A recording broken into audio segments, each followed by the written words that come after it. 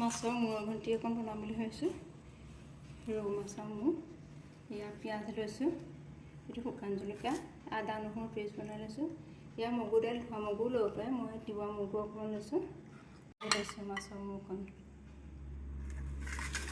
কাৰণে মই ইয়াৰ কেৰাহী এখন পাতি লৈছোঁ।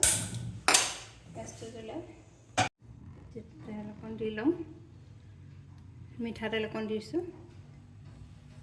কেইটামান পাঁচফোৰণ দিছোঁ, এটা তেজপাত আৰু কেইটামান নৰসিংহ পাত দি দিছোঁ। ইলাচি এটা লৈছোঁ,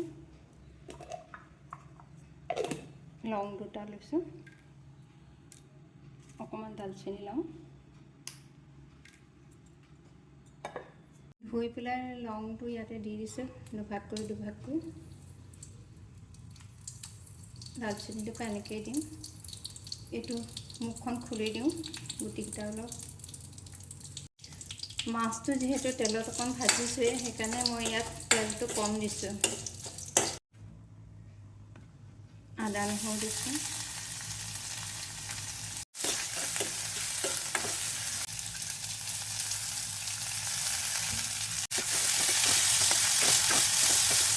মই ঢাকনি এখন দি থওঁ, জুইটো কমাই। তেতিয়া অকণমান ধনিয়া দিম, অকণমান জিৰা দিছোঁ, অকণমান জালুক দিছোঁ, এইখিনিও দি দিওঁ।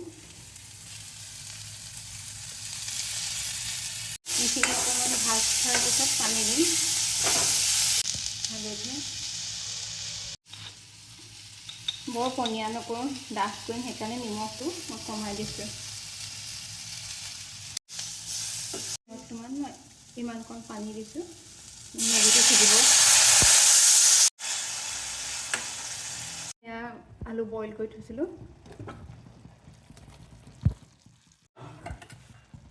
মাছৰ মূৰ দি দিওঁ, দি একেলগে মই গোটেইখিনি মিশ্ৰণটোত অকণমান পানী দি মই প্ৰেছাৰত দি দিম। তেতিয়া খুব ধুনীয়াকৈ মগুখিনিও সিজিব, খাবলৈও ভাল হ'ব। বিলাহী বইল কৰি থৈছিলোঁ, ইয়াতে দি দিছোঁ।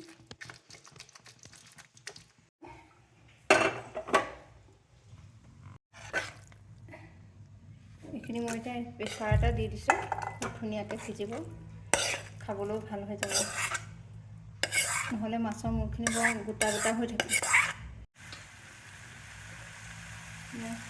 এগিলাচ পানী দিছোঁ,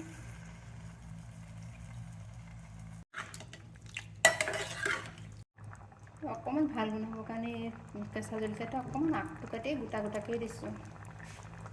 কৰি দিম, কম কৰি দিয়ে 10-15 মিনিটতে হৈ যাব। এয়া মই এতিয়া প্ৰেছাৰটো খুলিছোঁ, এয়া একদম সুন্দৰকৈ হৈ গৈছে। এয়া মাছৰ আঞ্জা, এয়া মাছৰ মূৰৰ সৈতে এই পিচ ভজা মাছ দিছোঁ, এই পিচ দিম। এয়া দিছোঁ, ইয়াতে ক'লা নিমখ অকণ সানি দিছোঁ।